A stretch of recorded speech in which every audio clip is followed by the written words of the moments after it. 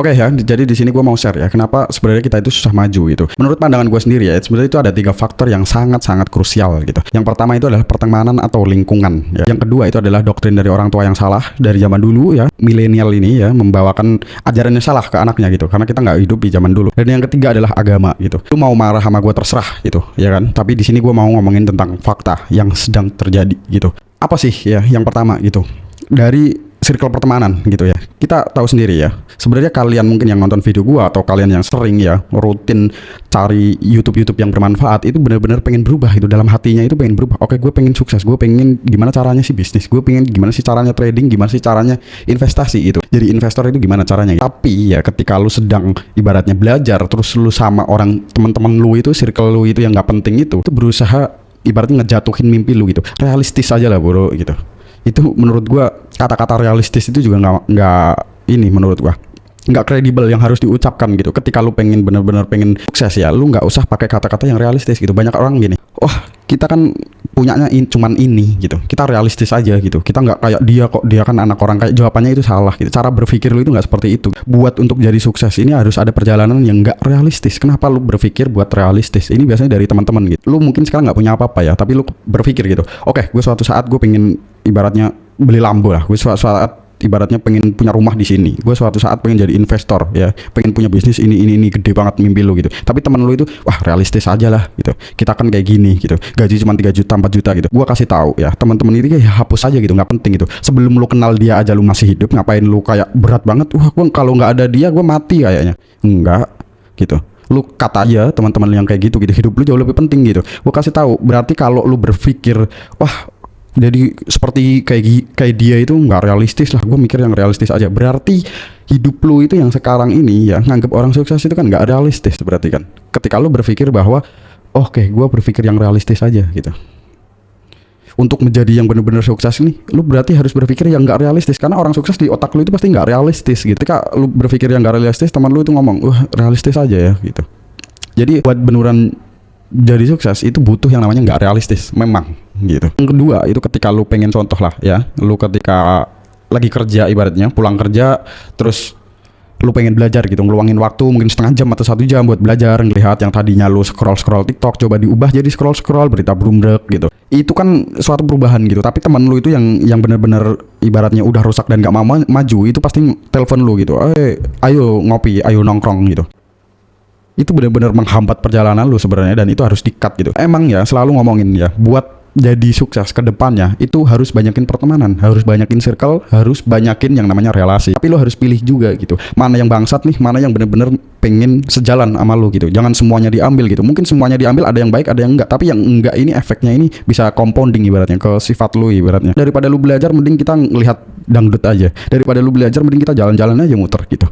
Alhasil apa, ketika lu udah ibaratnya akhir tahun ya, umur lu udah kemakan, lu baru sadar gitu, wah anjing ya gitu, gue dari dulu ngapain aja gitu, orang lain udah beli ini, gue tahu gitu, gue nggak kenal dia, gue udah investasi ya kan. Daripada gue ibaratnya main motor yang nggak jelas gitu, uang lu mungkin belum banyak gitu, main motor nggak jelas, mending lu buat investasi gitu, simpel gitu. Lu apakah nggak boleh main motor? Jawabannya boleh gitu, tapi kalau lu udah punya uang gitu. Kalau lu cuman ngikutin gengsi doang ya kan, terus lu ngikutin temen lu gitu, wah punya uang beli modif motor nggak penting gitu, beli ini nggak penting gitu. Jadi pertemanan seperti itu gitu yang nggak, menurut gua nggak efektif buat lu jalanin gitu. Ingin belajar ya itu malah ditarik ke bawah gitu, itu di-cut aja nggak masalah gitu. Lu sebelum kenal dia aja lu udah hidup gitu, udah bisa hidup ya kan. Kenal dia lu malah nggak bisa cut gitu, itu kenapa gitu. Hidup lu itu benar-benar mau lu investasikan buat masa depan atau buat kesenangan sesaat bareng teman-teman lu yang nggak penting itu. Jadi lu miskin bareng ya nanti ke depannya miskin bareng gitu. Lu seneng bareng hari ini ya kan, ibaratnya nggak mikirin tentang masa depan. Ketika masa depan lu udah ibaratnya terlambat ya, lu bakal miskin bareng sama dia gitu. Lu beneran pengen fokus ke sana, ibaratnya fokus belajar. Oke, gue pelajari ini, gue pengen begini. Fokus ke diri lu sendiri ya. Apa buat nyenengin cuman sesaat doang, jangka pendek gitu. Harus pertanyakan itu gitu. Yang selanjutnya adalah doktrin orang tua yang salah gitu. Orang tua dulu itu selalu ya, itu ngomongin tentang anaknya, nak ya, itu kerja keras nanti sukses, uangnya ditabung. Gua kasih tahu ya, orang sukses itu nggak ada ya, orang kaya itu nggak ada yang kerja keras gitu. Mereka semua itu bikin sistem, create sesuatu, bikin sistem gitu. Pertama emang lu harus kerja dulu, kerja dapat uang nih, uangnya udah dapat nih, baru uangnya itu digunakan buat uangnya yang suruh kerja gitu, buat bangun bisnis, buat investasi segala macem, biar uang yang lu dapat ini ngasilin uang lagi gitu. Kalau lu cuma kerja keras kan kerja keras tuh nggak ada habisnya, lu mau sampai mati pun kerja keras gitu. Kalau cuma kerja ya, lu sampai mati pun kerja gitu, nggak ada habisnya gitu. Ini yang paling anehnya ya. Paling anehnya itu kebanyakan orang itu soal ekonomi itu mendengarkan orang tuanya. Ini menurut gua nggak efektif. Kenapa? Kecuali orang tua lu kaya gitu. Kecuali orang tua lu kaya. Gue dengerin orang tua gue kok, karena orang tua gue punya ini, itu nggak masalah gitu. Lu pengen jadi kayak siapa gitu? Kalau lu pengen jadi orang kaya lain, contoh lu dilahir di keluarga yang nggak punya gitu, lu pengen jadi kayak orang yang lebih sukses kayak influencer atau pembisnis apa gitu, lu dengerin dia gitu, karena dia yang lebih kaya. Gimana caranya ya, atau gimana bisa ya, lu dengerin orang tua lu tentang cara ngelola uang, cara sukses, yang dimana orang tua lu aja nggak sukses, orang tua lu aja nggak punya uang gitu. Orang yang nggak punya uang kok lu dengerin gitu, itu kan nyampein sininya nggak dipakai gitu. Oh tapi orang tua gue itu mentor terbaik, yes gitu, gue tahu gitu. Tapi buat financial lu bener-bener harus dipatokin gitu. Lu pengen jadi kayak siapa nih, dengerin, that's simple gitu. Lu dengerin orang tua lu ya, soal uang ya, soal gimana caranya kita bisa nabung, bisa kaya. Kita nggak hidup di zaman dia kok gitu. Dia mungkin dulu ya, waktu orang tua kita masih muda gitu kan, kerja ya kan, nabung, beli rumah itu masih bisa gitu. Sekarang itu udah nggak berlaku, sistem kayak gitu udah nggak berlaku gitu. Harga rumah itu semakin melambung, UMR kita itu nggak, ibaratnya gajinya itu stuck ya kan, gajinya stuck, harga rumahnya udah melambung. Ketika orang tua dulu itu ngomong, oh nabung ya nak buat beli rumah gitu, itu mungkin dia bisa zaman dulu. Sekarang udah nggak berlaku. Kita bukan hidup di zaman dulu, kita hidup di zaman sekarang gitu. Lu harus dengerin orang yang di zaman sekarang juga gitu, yang create sesuatunya di zaman sekarang atau nggak di masa depannya gitu, kan malah balik lagi ke belakang gitu. Apalagi orang tua lu nggak punya gitu, orang yang nggak punya terus lu dengerin gimana caranya biar punya, itu lucu menurut gua. Kalau lu pengen kaya, lu dengerin orang kaya, simple, karena dia tahu sesuatu yang lu nggak tahu. Gua selalu kayak gitu. Bahkan gua punya mentor ya, mentor gua itu orang yang punya lah ibaratnya. Banyak sekali ya orang-orang yang gue anggap mentor ya, dari orang yang ibaratnya sekarang jadi profesional di analis ya kan, tentang gimana cara ngatur keuangan, dari pembisnis, pengusaha gitu, gue selalu dengerin gitu. Setiap gue tahu oh dia uangnya lebih banyak, oke gue diem, gue dengerin gitu, gue kosongin otak gue dengerin, simple, karena dia tahu sesuatu yang gue nggak tahu gitu. Jangan egois, jangan sok pinter di depan dia, simple gitu. Jangan malah wah dia kaya itu emang dari lahir, itu mah bapaknya kaya gitu. Gue kasih tahu, kalau lu terus-terusan benci sama orang kaya, uang nggak pernah datang. Gua kasih tahu itu. Kalau lu benci sama orang kaya, uang itu nggak pernah datang gitu. Gimana uang datang? Orang-orang yang punya uang aja lu benci gitu. Wah, gua benci dia gitu. Gua dalam hati kecil ya, gua nggak suka dia itu karena dia itu ngomong kayak gini itu karena orang tuanya udah punya gitu. Kalau orang yang udah punya aja lu benci, gimana uang bisa datang ke lu gitu? Lu tuh nggak punya apa-apa, bahkan pengetahuan juga nggak punya gitu. Gua itu ketika ngelihat teman gua ya, ibarat dia mungkin lebih punya dari gua, mungkin dia lahir dari keluarga yang punya, gua tetap dengerin gitu, karena dari situ itu bisa ngeluarin uang gitu. Bahkan permainan seperti ini pun lu nggak paham gitu, lu malah benci, oh dia kaya karena bapaknya begini. Cobalah cari tahu bapaknya itu main apa sih gitu. Lu coba cari tahu, kalau anak atau temen lu itu kaya karena bapaknya, coba lu cari tahu bapaknya itu pengusaha atau apa gitu. Oh dia emang dari kakeknya coba cari tahu, analisa. Berarti karena lu malas aja kan. Oh nggak tahu gua gimana ya bapaknya bisa punya uang kayak gitu. Coba diurutin, karena gua nggak percaya gitu. Orang lahir jedar nih ibaratnya langsung kaya, kecuali lu anak raja atau sultan gitu ya. Jadi lu bener-bener harus fokus gitu. Lu bener-bener harus cari ya di mana ya cara lu ini bisa create sesuatu, create uang ya. Lu mau pengen dapat uang banyak ya, dengerin orang yang punya uang, simple gitu. Jangan dengerin orang yang nggak punya uang gitu. Kalau orang tua lu punya uang banyak, orang tua lu kok kaya sukses ya, lu dengerin orang tua lu, is okay gitu. Kalau orang tua lu aja nggak punya uang, gimana lu bisa dengerin orang tua lu gitu. Dan yang selanjutnya ya, itu banyak ya orang-orang tua itu ngajarin tentang aset itu disamain sama liabilitas. Nah ini salah ya. Sebenarnya Gen Z itu banyak sekali tekanannya gitu. Orang tua zaman dulu itu selalu ngajarin gitu. Nah kalau kamu udah kerja kan ibaratnya, kamu udah kerja 3 tahun 4 tahun, itu tetangga sebelah itu udah beli mobil loh. Kamu kapan beli mobilnya? Alhasil kan otakmu kan langsung, waduh orang tua gue udah pengen mobil ya, uang gue cuma 10 juta. Lu kerja lagi cerdas, lu semangatin, lu tabung kan, dapatlah 50 juta, harga mobil 200, ya lu DP dulu itu kreditan nggak apa-apa. Yang penting otak lu kan, yang penting orang tua gue ini udah kecapean gitu, gue punya mobil gitu.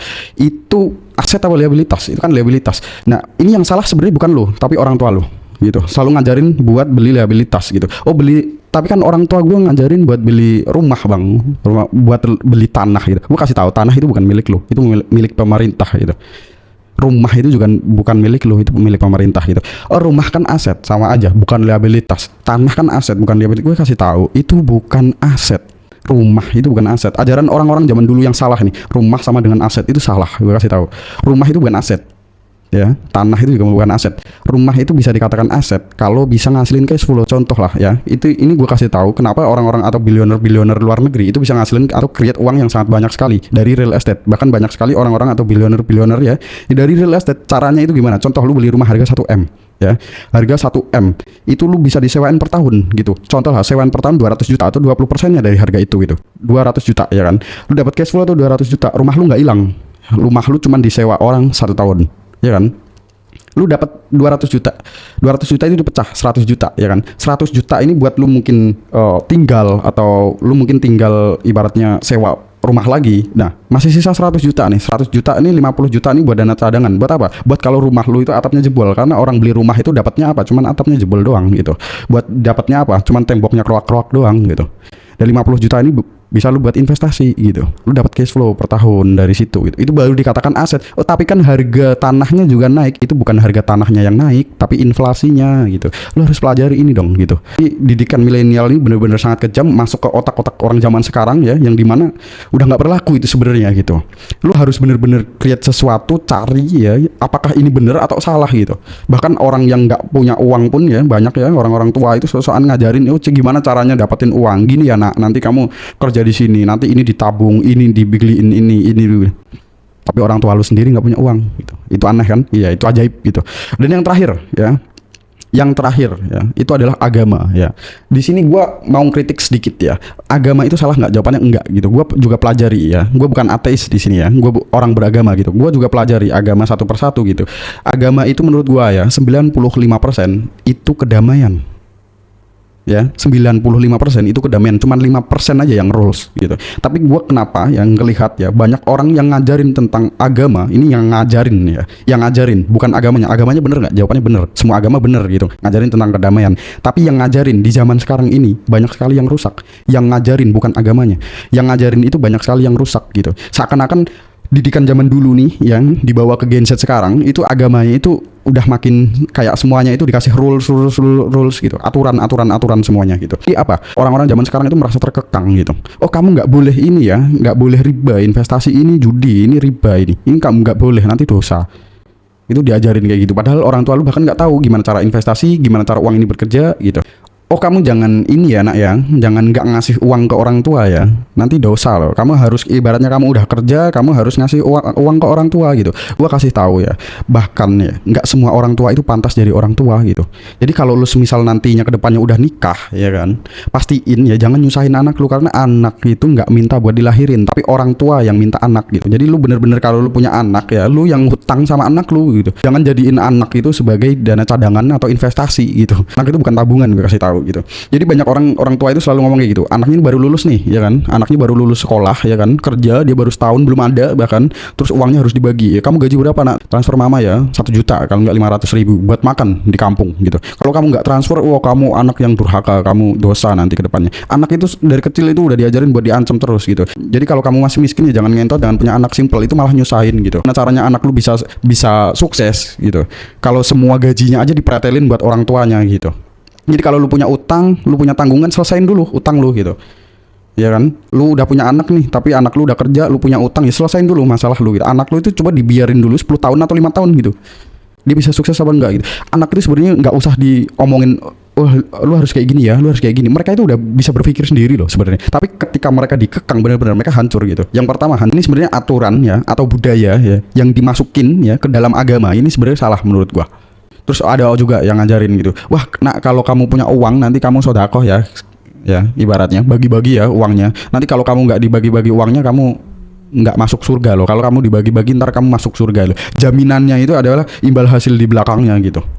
Ada surga dan ada neraka gitu. Tuh menurut gua di masa depan itu bisa dipatahin. Jadi gimana caranya ya anak lu di masa depan ini nggak bisa dipatahin sama teori-teori yang udah jadi zaman kuno gitu. Itu nggak berlaku karena makin lama nih orang-orang makin pinter gitu. Lu bisa aja anak lu ini ke depannya kalau teorinya bisa dipatahin, anak lu ini udah nggak beragama lagi tapi ateis gitu, udah masuknya gitu. Tapi gimana cara ngajarin anak itu yang bener gitu? Contoh lah, lu mau ngajarin anak ke apa gitu? Kebaikan gitu ya kan, ibaratnya ibaratnya kasih sayang ke orang lain gitu. Ajarin ya tentang empati. ya, bukan surga dan neraka. Mungkin itu ada di dalam agama gitu, tapi lu harus ngajarin pelan-pelan ke anak lu gitu. Oke, kamu jangan jahat-jahat ya, kamu harus baik, karena empati, kita harus baik ke orang lain, kita sama gitu. Kalau lu ajarinnya, wah kalau kamu jahat ntar kamu masuk neraka, anak lu jadi merasa terancam gitu. Wah, gua pengen beragama, pengen damai kok malah apa-apa dikit diancem ya, apa-apa dikit diancem gitu. Itu nggak tenang gitu hidupnya. Jangankan itu gitu, itu bisa aja nanti kalau anak lu itu di masa depan ya udah capek sama hidup lu ya, sama capek sama omelan lu terus, itu bisa membalas lu ketika lu udah nggak bisa apa-apa jadi orang tua, dan itu bahaya sekali gitu. Diajarinlah anakmu itu kayak kedamaian gitu. Oke, kita harus baik ke orang lain karena kita punya empati gitu. Padahal di sisi dalam hati lu tahu kalau anak gue baik mungkin ntar masuk surga juga gitu kan, karena kebaikan, mungkin itu dalam bahasa agama gitu. Tapi kalau kedepannya orang-orang jadi makin pinter dan logik ya otaknya gitu, itu nggak pernah masuk ke otaknya surga dan neraka itu karena nggak ada gitu. Lama-lama kan semua akan diganti robot, orang jadi makin logikalnya makin main terus gitu. Jadi kalau diajarinya tentang surga dan neraka itu bisa dipatahin mudah gitu. Tapi diajarinya tentang empati sesama manusia, baik sama manusia, itu kedepannya itu jauh lebih bagus gitu. Yang bisa bikin lu bener-bener sukses atau anak lu bener-bener sukses ke depannya gitu. Dan itu juga yang sekarang dirasakan banyak orang-orang muda ya, anak-anak muda yang dimana doktrin dari orang tuanya ini belum bener-bener rapi ke anaknya gitu. Apa-apa anaknya diancam. Kalau lu nggak transfer uang ke mama nanti lu jadi anak durhaka ya gitu. Anaknya diancam. Tapi di sisi lain, lu udah kerja 4 tahun kok lu nggak sukses-sukses. Tetangga udah beli mobil loh, ya, liabilitas lagi kan. Tetangga udah beli mobil loh, kok lu nggak sukses-sukses gitu. Gimana sukses anak lu gitu? Orang gaji bulanan cuma 3 juta aja lu minta gitu. Jadi kalau lu belum kaya, jangan banyakin ngentot lah ya. Jangan banyakin anak gitu, simple gitu. Selesain dulu hidup lu baru ngurus orang lain gitu. Kalau hidup lu masih susah, jangan ngajak orang lain susah. Jangan ngajak anak lain susah gitu. Karena anak itu bukan cadangan, anak itu bukan tabungan ke depannya ya. Anak itu adalah hutang lu sendiri gitu. Dia nggak pernah minta buat dilahirin dari lu. Gua nggak pernah minta dilahirin dari orang tua gua, nggak pernah. Kalau gua bisa minta, gua dilahirin dari keluarganya Grant Cardone kali. Orang tua gue bilioner gitu. Jadi anak itu nggak pernah minta dilahirin, tapi orang tua lah yang minta buat ngelahirin gitu. Jadi kedepannya semoga lu bisa create sesuatu yang lebih bagus ya. Yaitu yang pertama ya, pertemanan ya harus mungkin banyakin juga, tapi harus disaring juga mana yang benar dan mana yang baik gitu. Dan yang kedua adalah doktrin orang tua ya. Lu harus benerin baratnya pola pikir lu dulu ya, dan saring gitu mana yang sebenarnya lu harus ikuti, mana yang enggak gitu. Karena enggak semua, gue yakin ya dalam posisi dan kondisi saat ini yaitu banyak sekali ya orang tua itu yang sebenarnya udah jadi orang tua tapi belum tentu pantas jadi orang tua. Paham nggak maksud gua gitu. Dan yang terakhir adalah doktrin agama. Jangan sampai ya semuanya itu jadi salah gitu. Bukan agama yang salah, tapi cara ajarannya yang salah ya. Banyak sekali ya orang-orang yang sekarang itu udah masuk ke agama tapi ngajarinnya dengan cara yang salah gitu, entah itu dari sisi apapun gitu. Jadi itu nanti mencerna di otak lu jadi salah juga gitu, dan itu bahaya. Bukan malah lu orang yang beragama, tapi lu adalah orang yang bakal ngerusak agama lu sendiri gitu. Jadi mungkin itu yang bisa gue sampaikan ya. Thank you udah nonton dan jangan lupa subscribe.